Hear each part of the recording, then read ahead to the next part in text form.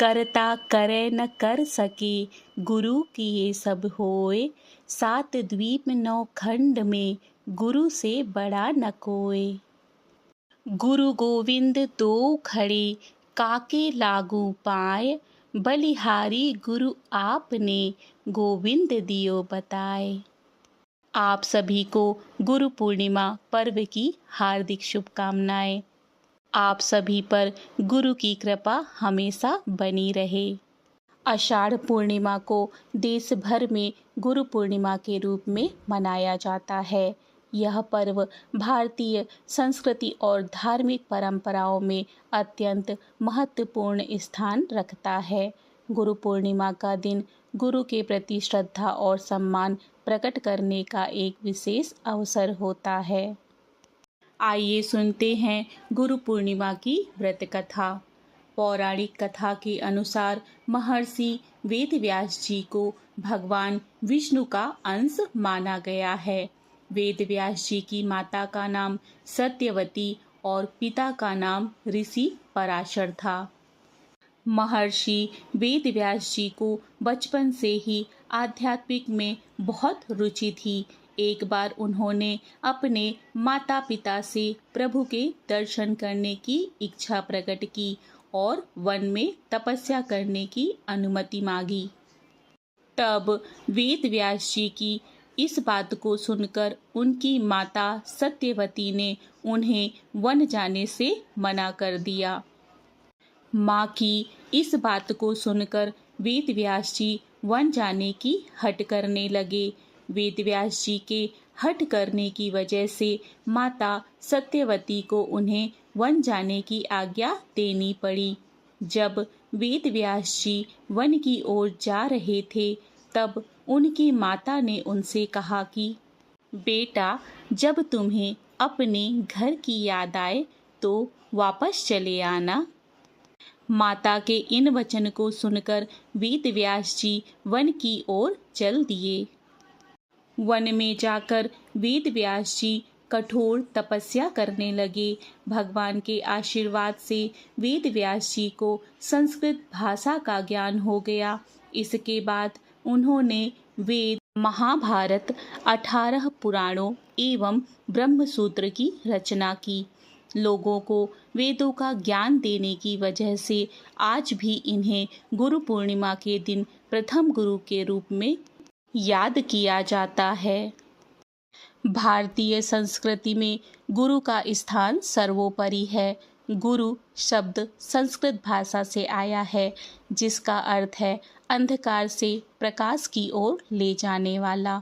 गुरु ही वह व्यक्ति है जो हमें अज्ञान के अंधकार से ज्ञान के प्रकाश की ओर ले जाता है।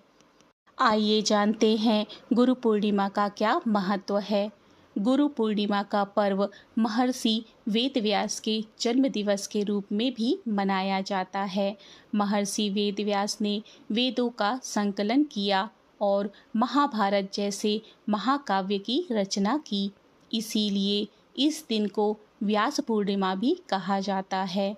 वेदव्यास को प्रथम गुरु के रूप में मान्यता दी जाती है, जिन्होंने ज्ञान को सुव्यवस्थित करके विश्व को उपहार स्वरूप प्रदान किया था।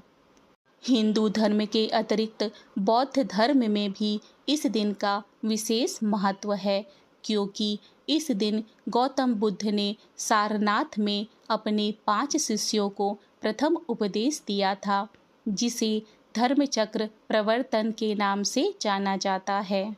जैन धर्म में भी इस दिन को महत्वपूर्ण माना जाता है, क्योंकि इस दिन ही भगवान महावीर ने अपने प्रथम शिष्य गौतम गणधर को दीक्षा दी थी।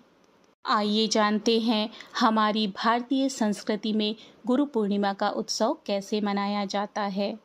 गुरु पूर्णिमा के दिन शिष्य अपने गुरुओं की पूजा अर्चना करते हैं और उनसे आशीर्वाद प्राप्त करते हैं। इस दिन का आरंभ प्रातःकाल में स्नान और ध्यान से होता है।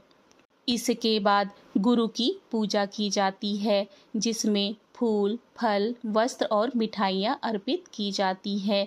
कई स्थानों पर विशेष भजन कीर्तन और सत्संग का आयोजन भी किया जाता है। कई लोग इस दिन उपवास भी रखते हैं और अपने गुरु के दिए हुए ज्ञान और उपदेशों का अनुसरण करने का संकल्प लेते हैं। गुरु पूर्णिमा को अपने गुरुदेव के साक्षात दर्शन करने चाहिए और जो पत्र पुष्प हो उनके चरणों में समर्पित करना चाहिए और उनकी आज्ञा के अंतर्गत रहना चाहिए। यही गुरु पूजा है।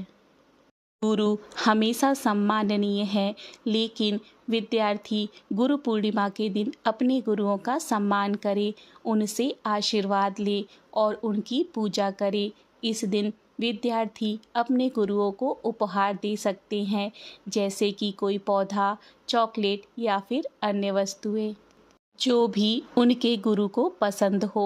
इसके अलावा विद्यार्थी गीता का पाठ कर सकते हैं, गुरु मंत्रों का जाप कर सकते हैं और मंदिर में जाकर भगवान के दर्शन कर सकते हैं।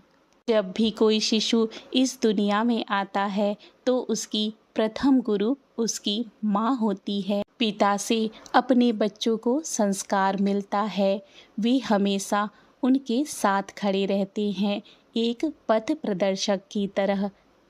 अपने माता पिता का सदैव सम्मान करें। जय गुरुदेव। इस तरह से गुरु पूर्णिमा की जानकारी पूर्ण होती है। इसी तरह की धार्मिक जानकारियों के लिए मेरे चैनल को सब्सक्राइब करें। मिलते हैं अगली धार्मिक जानकारी के साथ। जय श्री कृष्ण। राधे राधे।